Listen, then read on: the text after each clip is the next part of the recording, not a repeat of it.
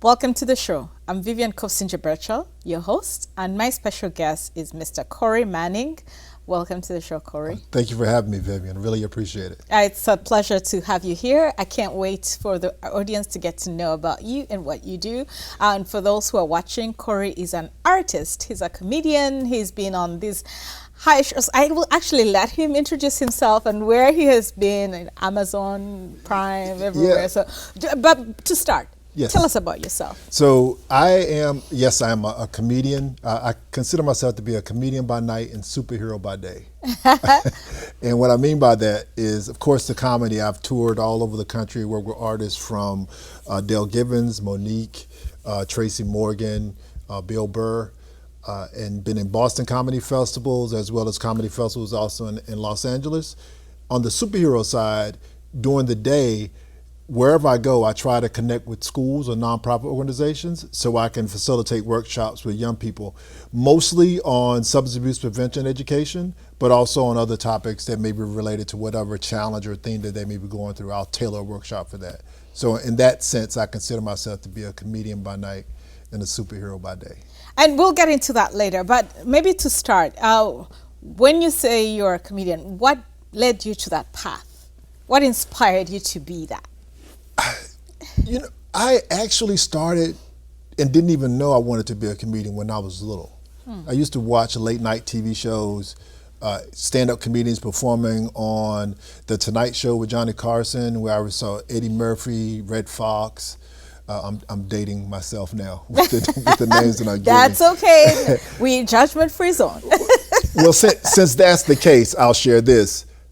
My first realization of the impact of stand-up comedy was listening to some of my great aunt, Mozella Bass. Now, some of her comedy albums that I was not supposed to be listening to. So I would listen to Red Fox, I would listen to Mom's Mabley, and I would hear this stuff that they were saying, and it was just totally hilarious. Inappropriate for me for that age, but totally hilarious. And what I found was, even at a young age, I got so much enjoyment out of making my family and friends laugh, especially in the situation that we grew up in. I grew up in a single family home with three brothers, and times are rough. And the one thing that I prided myself on, I really enjoyed was, especially when my mom was going through tough times, was being able to make her laugh. Yeah. Sometimes it would be to my detriment, but it still was enjoyable. Okay. So that's where I got my start of taste of wanting to make people laugh, but not until I moved to Boston. I'm originally from North Carolina, a small town called Durham, North Carolina. And when I moved to Boston back in 2000, that's when I discovered that there was this whole comedy community. My only stage presence at that time formally was through theater. I graduated from North Carolina Central University, which is a HBCU in Durham, North Carolina, and I majored in theater. And I wanted to be behind the camera or off stage producing plays and things of that nature. But because of the class, we had to audition in order to major in that. And a lot of times I would get cast in the plays. I don't know whether it was because I was good or because I was the only male auditioning for that part, but I like to say I have a chance to be the next Denzel Washington. I'm totally joking. So I did that, and when I got to Boston, that itch to be on stage came again, and I thought maybe doing stand-up comedy would solve that itch and would be much easier. But what I found out that comedy is a lot harder, to me, it's a lot harder than just acting, because even though some of the things are scripted, there's still so much repetition and time you need to get into it to really hone the craft of comedy. Right. When it comes to comedy, it's broad. What kind of comedy have you decided to settle in, or has it evolved over the years? That's a great question, Vivian. It actually evolved. Okay. At first, it was all about making people laugh, which is, of course, what comedy is supposed to be. But I would say for me, it was taking the easy topics, the easy subject matter that I felt would be most relatable to the audience, and trying to perform for them. And what I found after getting, for lack of a better term, I got bored with that. And I was uninspired by it. But then when I took a class where they challenged me to think about some of the things, the personal things that I've gone through, to use those things and share, that's when I began to feel more inspired. And not only was I now able to share my truth in which I teach a comedy class, and I always tell the students in the class is if you find the truth in your act, it goes over better. And for me, it also feels better when I share it. So when I found my truth and brought my truth to the stage, it inspired me to continue to write and continue to develop my talent. And what I found was after the show, more people would come up to me because they could identify with what I'm talking about. Either people laugh for two reasons. They laugh because they can identify what you're saying, or it's so far-fetched from what they believe that they're laughing at it. And so when I'm sharing my truth, a lot of people will come up and say, okay, I understand that. No matter the age, the race, the gender, whatever, could I still identify with either what I was actually going through or relate to how I was feeling about what I was going through. So this brings me to my next question, the reason we were here in the first place. So you have a show coming up in Maynard? Yes. And so can you tell us about that? Yes. So the show is in Maynard at this place called The Sanctuary. It's on September the 29th, which is a Sunday. And the play is called You Know How I Feel. I just said it's a play. It's a one-man show. That's okay. And again, my background is in theater. Like I majored in theater in college. And so performing on stage is something that I'm accustomed to. I've done multiple plays.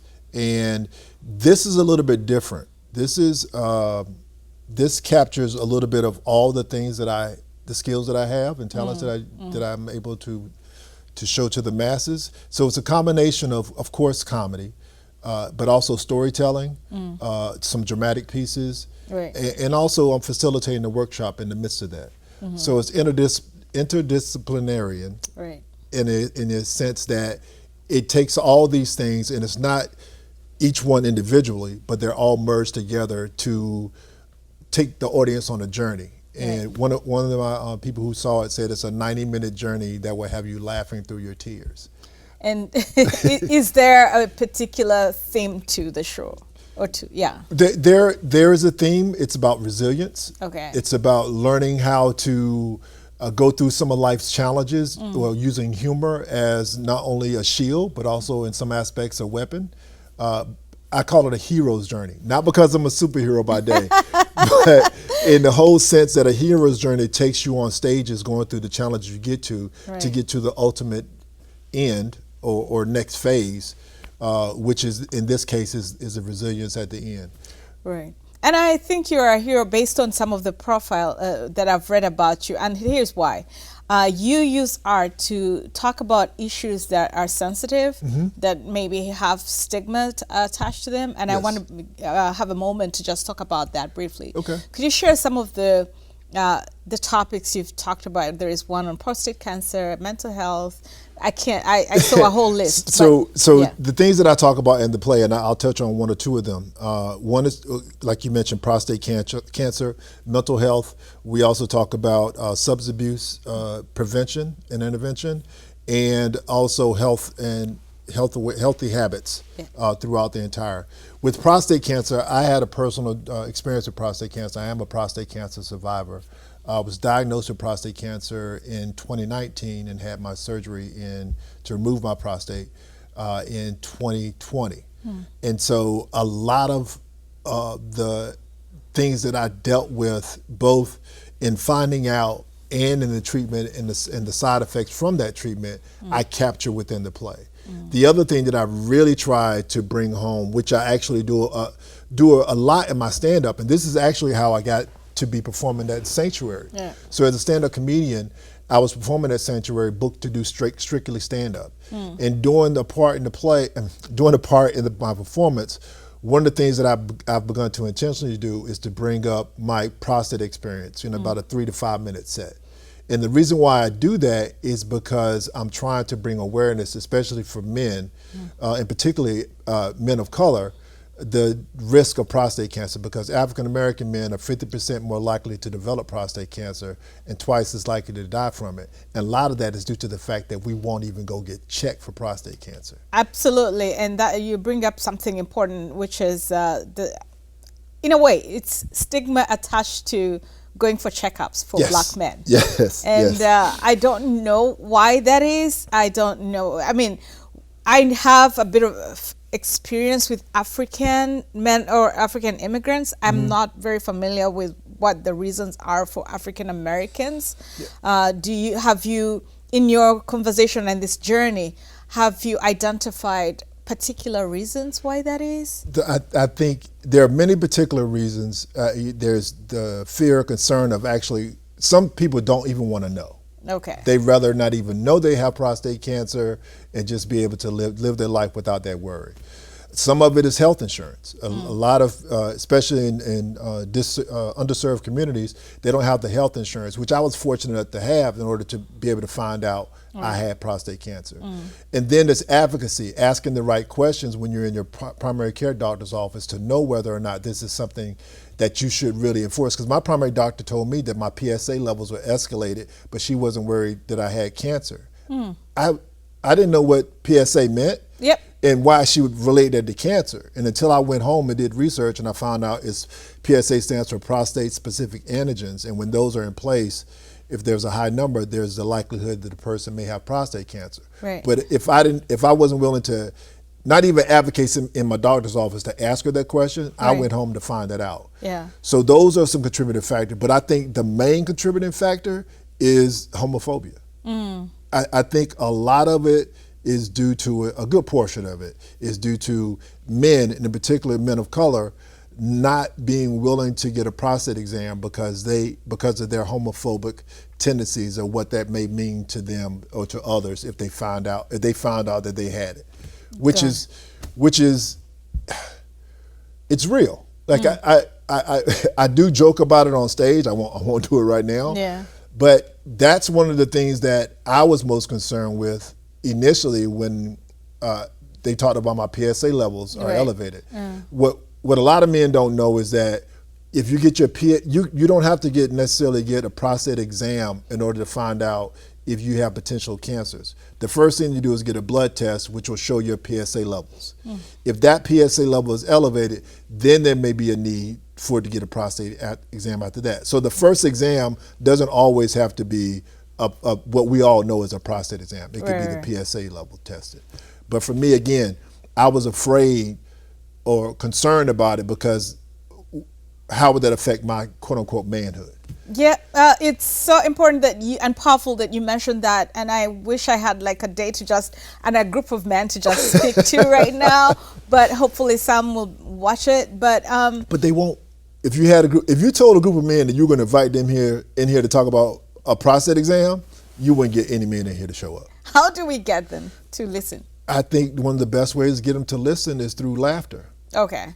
And I say that not just because I want you to come see my show on September the 29th at the Sanctuary in Maynard, Mass. I say that because in one of my classes in college, we talk about, my professor, and this is one thing of all the things I talked about in college, I remember, is that most commercials that people remember the most are humorous. And that's why you see a lot of commercials leaning towards humor. And what I found with that philosophy is that I incorporated that into my teaching in facilitating workshops and talking to young people in speech and of course in stand-up comedy. And what I find is when I do it through humor, people are more receptive. It's easier on the palate when you do it with humor versus just having people come in and let's talk about prostate cancer. Right. Especially if I get them where they are instead of bringing them in. So when I'm doing stand-up comedy and I'm performing at any club or any VFW that I'm booked at, and I bring it up there, then they're more open to the message than it would be if we were to have a roundtable discussion about it. Right. Maybe when we're still on the topic of your show, where can people get the details? Okay, so if you want to get details for sorry for this PSA. If you want to get details for the show that I'm doing at the Sanctuary in Maynard, Mass. On September the 29th, which is a Sunday, you can simply go to CoreyManning.com/observe. OBSERVE. I hope I spelled that right. I think I did. CoreyManning.com/observe. And just scroll down. That site, my website, will show all the dates that I have coming up, but in particular the one that I'm doing in Maynard is highlighted there too. All right, so let's talk about some fun stuff. You Okay. have described, or at the start of this interview, you described the times that you were up on stage with with some really recognizable names, big names. Yes. When, what has been the best moment for you in comedy so far? It's so many. Okay, some. I limit Okay. them to 5. Okay, I don't know. I say that because I would say the one of the most powerful moments in comedy for me was actually opening up for DMC from Run DMC in Las Vegas. Oh, wow. Okay. So I did stand up, and it was great. Had a great time, and afterwards he said, "You're a very funny, dude." And I got that autographed. He autographed that on me, so I have that hanging up in my office at home. But then he came out and performed. So this was a benefit for young people in foster care. Okay. And so DMC found out maybe a year or two before that performance that he was adopted. Oh. So he volunteered his time to help with this camp. What's called Camp to Belong here in Massachusetts, which that camp, I don't know if it's still around or not, because this was many years ago, but they would take young people who were separated as siblings in foster care, and they would bring them back together for a week during the summer so they could be with their siblings and spend time. Wow. And so DMC one performed at the camp, and then he performed at the fundraiser in Vegas, and that's when I opened up for him. And he went out and performed, and I filled in. He invited me to come on stage, and I filled in as Run. So it was Corey and DMC. Okay, it was DMC and Corey. But that was one of my highlights. Yeah. Oh, cool. A lot of fun.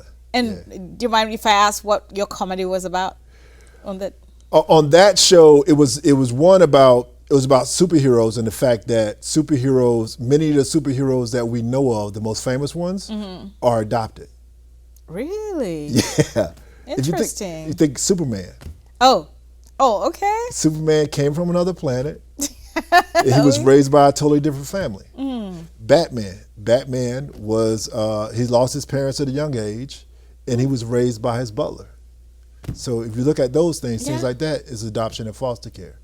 Interesting. That's I had never looked at it that way, but it makes absolute sense. If you look at, I'm about to nerd out. For a moment.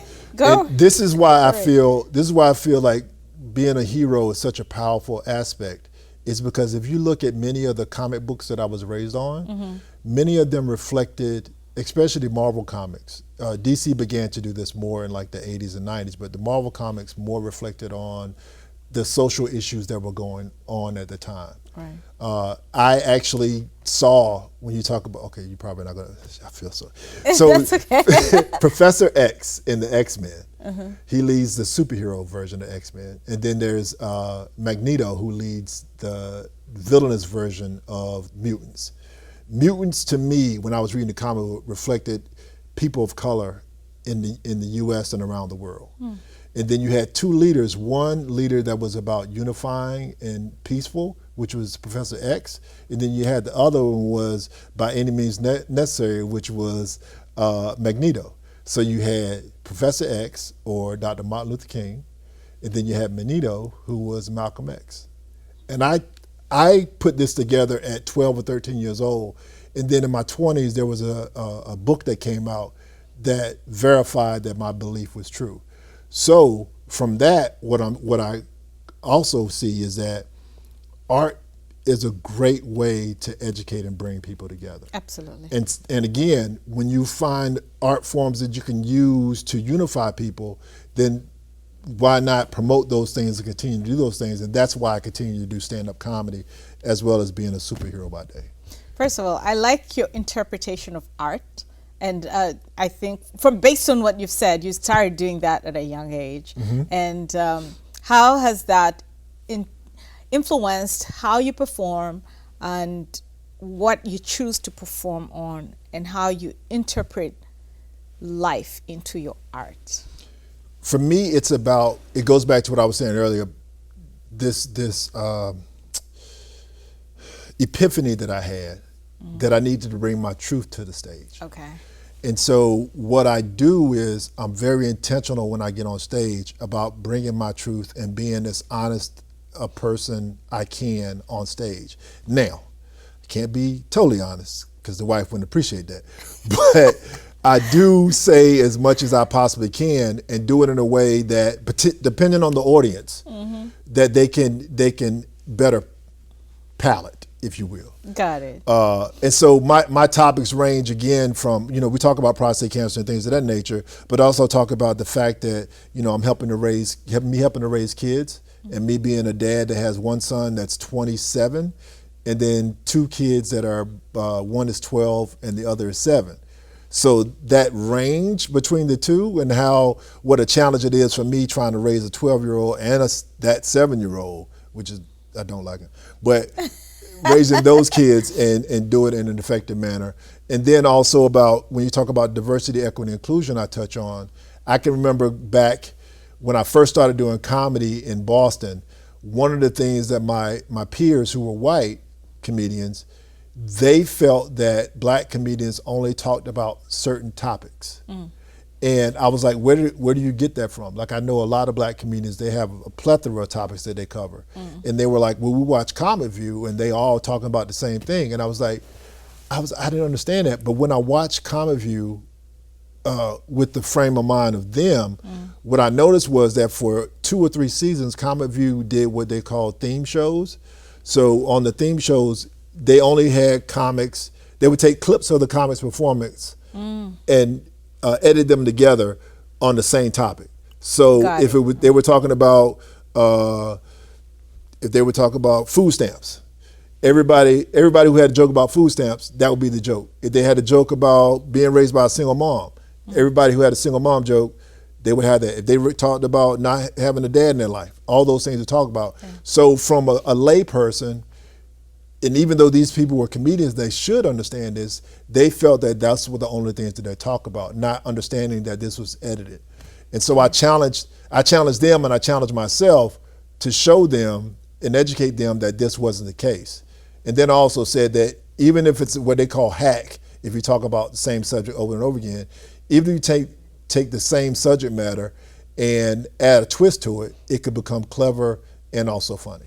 That's a great way to, first of all, to summarize, I think, how people stereotype people and how that affects how we receive messages from those demographics. Yes. And I think what I hear from you is you've been intentional about demystifying some of the stereotypes in comedy. Yes, but that has brought about some of the challenges of being a comedian who happens to be black. Especially in a predominantly white community, because I'm not going to say it's not frowned upon. That's not what I'm saying at all. But because for those comedians who speak up about it, then you could become ostracized. It's just like in the workplace. Like when you're in the workplace, when the pandemic hit and we were forced to be home and we were forced to watch all those graphic things that would happen to the black community.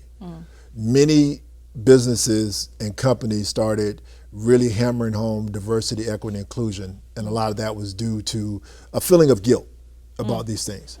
And what began to happen, and I'm sure it didn't just happen to me, but I'm sure a lot of people who might be viewing this, is that these diversity, equity, and inclusion groups started. And in most of those diversity, equity, and inclusion groups, you would always have the 1 or 2 black people that work for the company included in that diversity, equity, and inclusion group. And then what happens from that is the group is led by people who are trying to help the 2 black people, but then now the weight shifts after a couple of times, and it's not as popular as it was when it was first done.